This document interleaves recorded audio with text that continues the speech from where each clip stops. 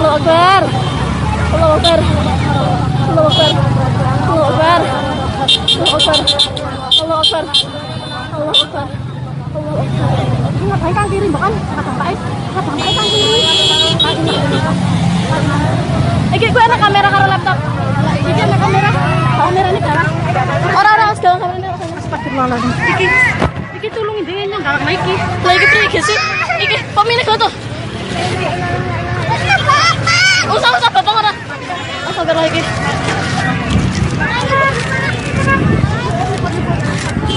Astagfirullahaladzim. Kayak. Allahu Akbar. Allahu Akbar. Allahu Akbar. Allahu Akbar.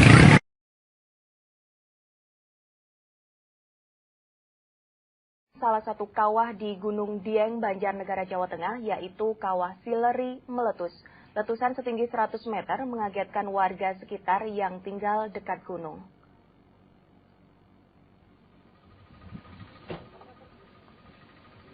Satu dari 5 kawah aktif, Kawah Sileri di Gunung Dieng di Desa Kepakisan, Kecamatan Batur, Kabupaten Banjarnegara tersebut meletus pada Minggu dini hari.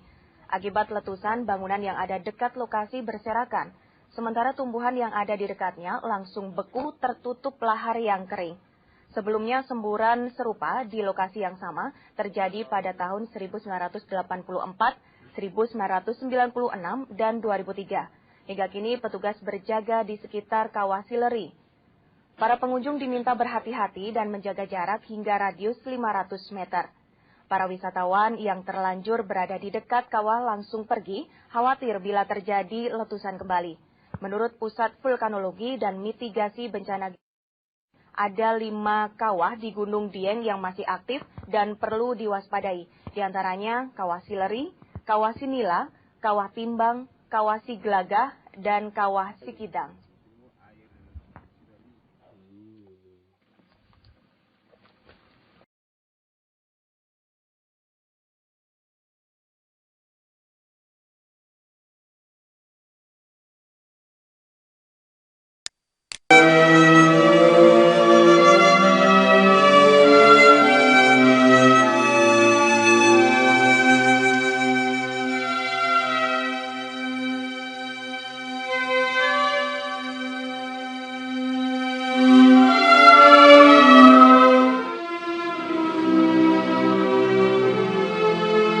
Kesuburan dan keindahan alam pegunungan Indonesia tidak hanya mengandung sejuta pesona dan anugerah, namun juga menyimpan potensi bahaya yang selalu menuntut kewaspadaan agar tidak menimbulkan tragedi.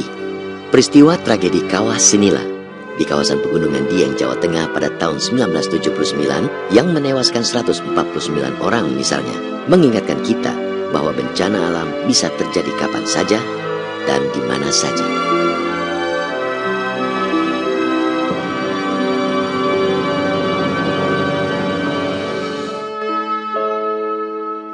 Kawasan Pegunungan Dieng yang terletak di wilayah Kabupaten Wonosobo, Banjarnegara, dan Batang merupakan salah satu wilayah yang subur di Jawa Tengah.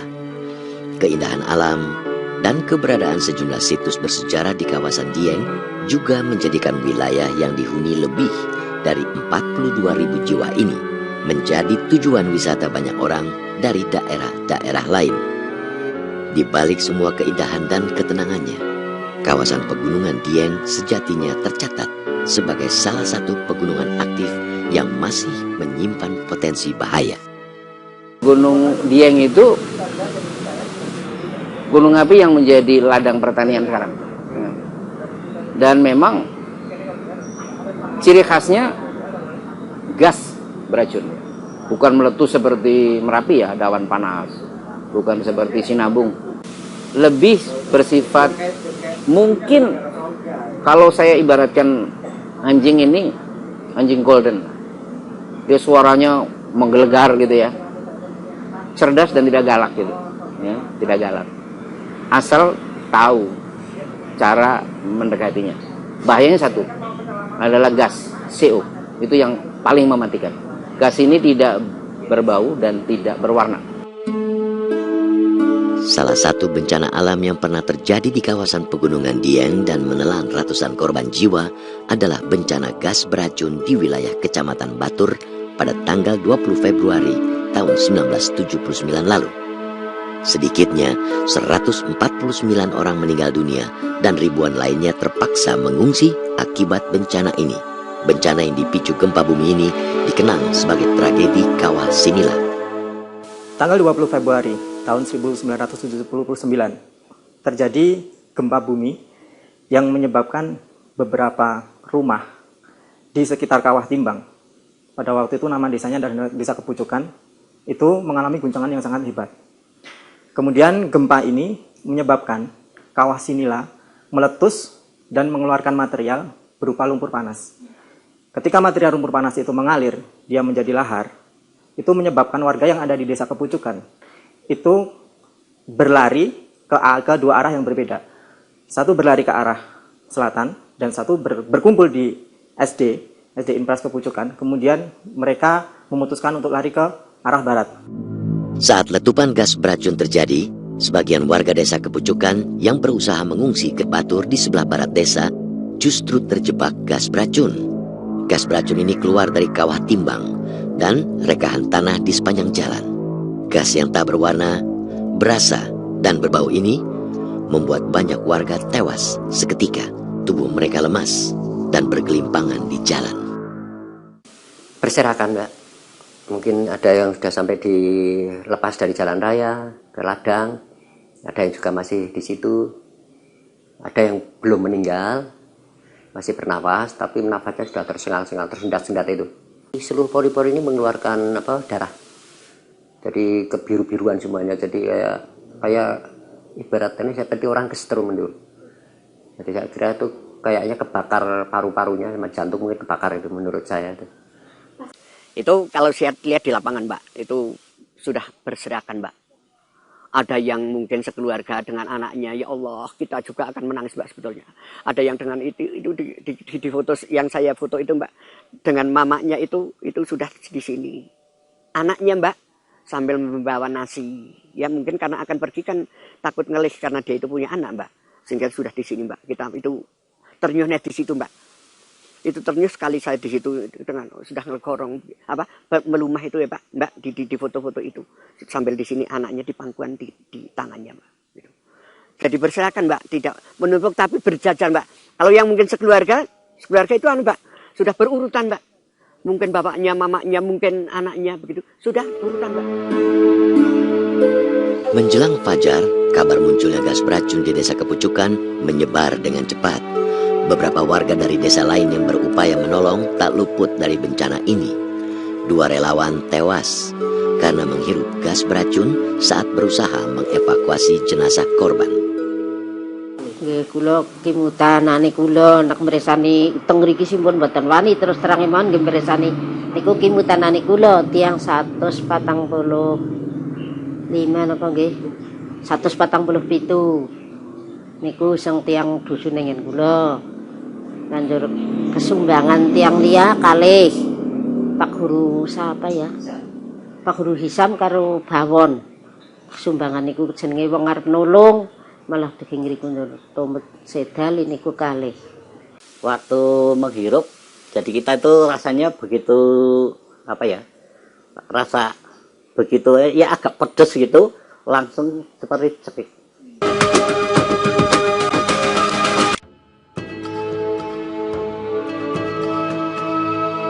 Akibat bencana gas beracun Kawah Sinila, pada tahun 1979, ratusan warga Desa Kepucukan tewas.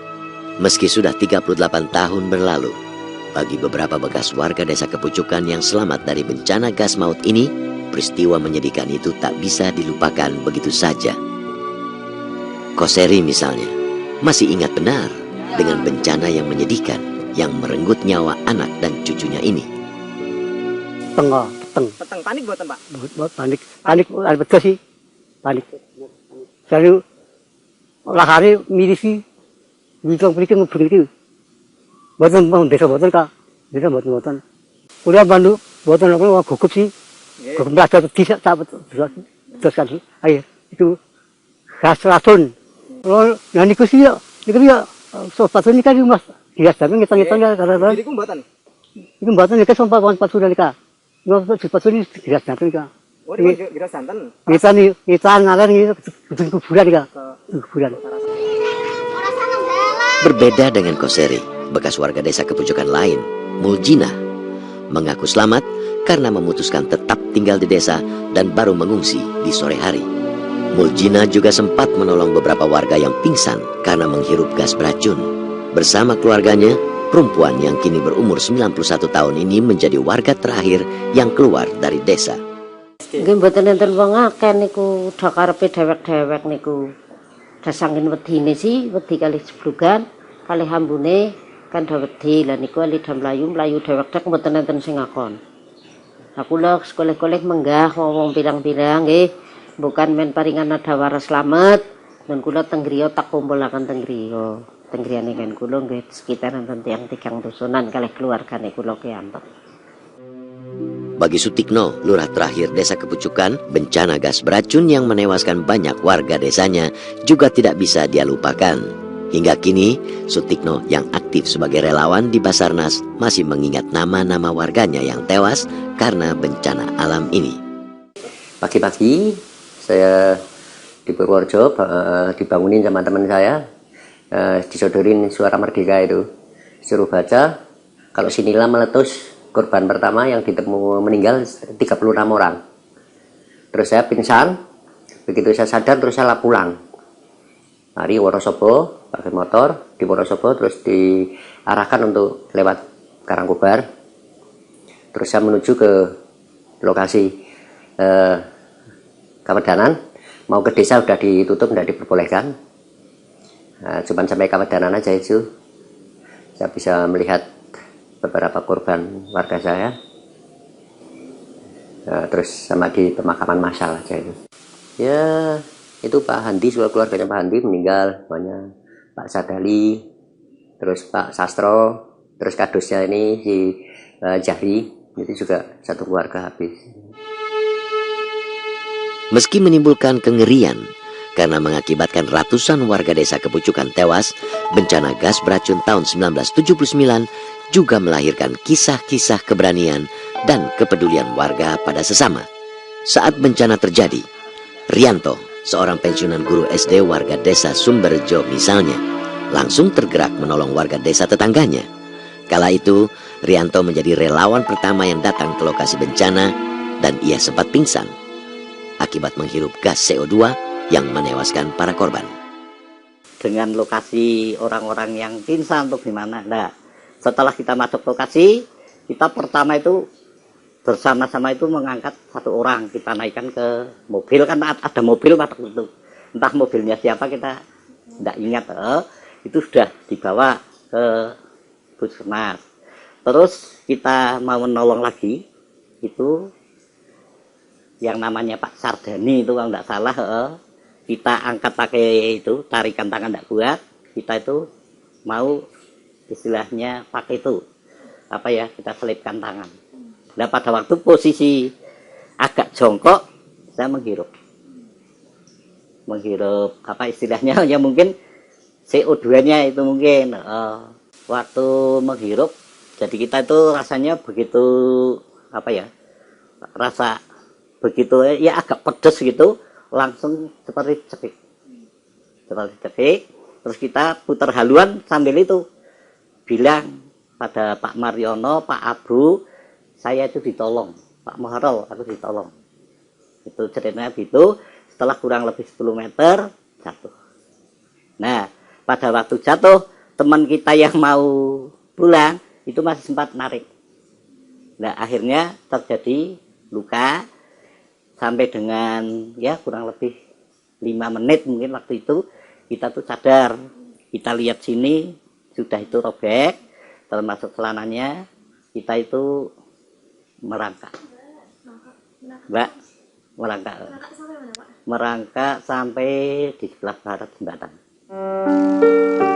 Akibat letusan gas beracun dari kawah inilah, ratusan warga ditemukan tewas di beberapa lokasi di desa Kepucukan.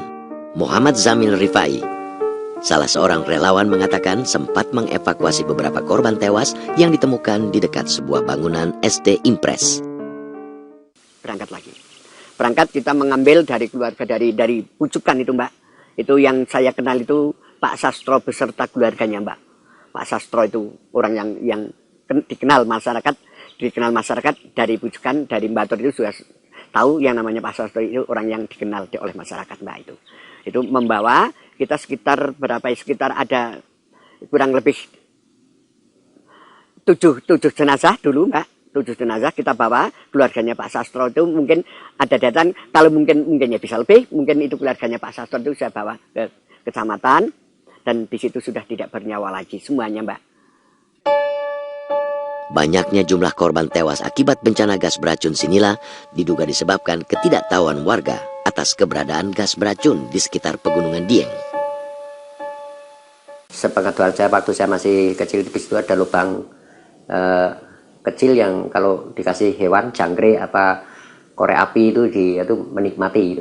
Dulu itu orang menganggap itu hal yang wajar, biasa, bahkan untuk permainan itu dulu. Setiap lubang dimasukkan jangkrik atau belalang mati, orang senang-senang saja. Tapi ternyata sekarang setelah ada peralatan, itu orang menganggap gas CO2 itu berbahaya. Karena setelah zaman modern seperti ini, kita punya peralatan, sehingga ini konsentrasi sekian, ambang batas sekian, itu yang berbahaya. Pasti 79 bisa terulang lagi. Dan kemarin sebetulnya kalau tidak mengikuti semua terulang itu, Pak. Itu sempat sampai ke jalan-jalan.